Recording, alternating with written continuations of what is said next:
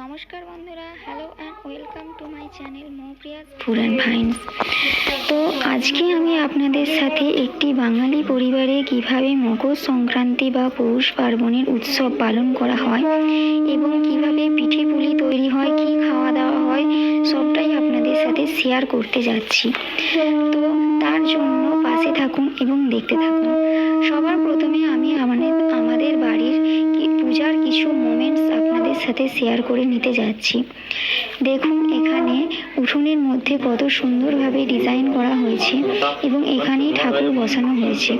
পুরোহিত মশাই পূজা স্টার্ট করে দিয়েছেন এবং পূজা হয়ে গেলে ঠাকুর নাকি এই উঠানেই সারা রাত থাকবে। প্রচলিত কথা অনুযায়ী যতক্ষণ না কুকুর, শিয়াল এবং বেড়াল একসাথে ডেকে উঠছে ততক্ষণ ঠাকুর উঠোন থেকে উপরে তোলা যাবে না। ঠাকুর তুলে দেওয়ার পর আবার সেই পরের বছর নামানো হবে এবং আবার এই একই ঠাকুরে পৌষ তোলা হবে।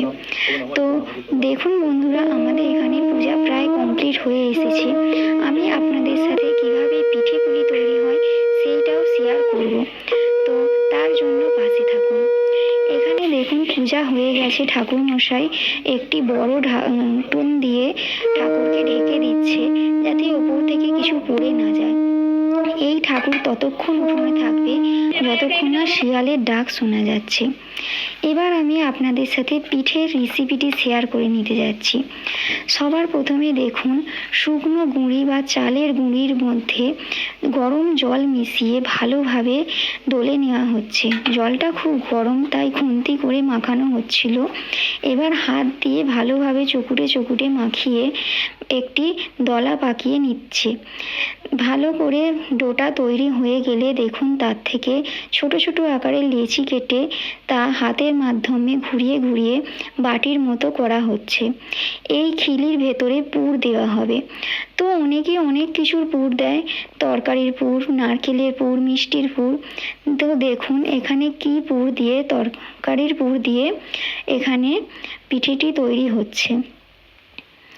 তো দেখুন, খিলির ভেতরে পুরটি দিয়ে দেওয়া হলো এবং মুখটি ভালো করে এঁটে দেওয়া হবে। এটাও বন্ধুরা খুবই কঠিন কাজ, সবাই পারে না, তো চেষ্টা করতে করতে হয়ে যাবে। দেখুন কত সুন্দরভাবে মুড়ে দেওয়া হচ্ছে।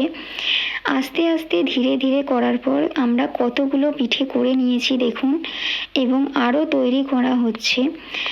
এবার কিছু পিঠে আমরা তৈরি হতে বসিয়ে দেব। সবার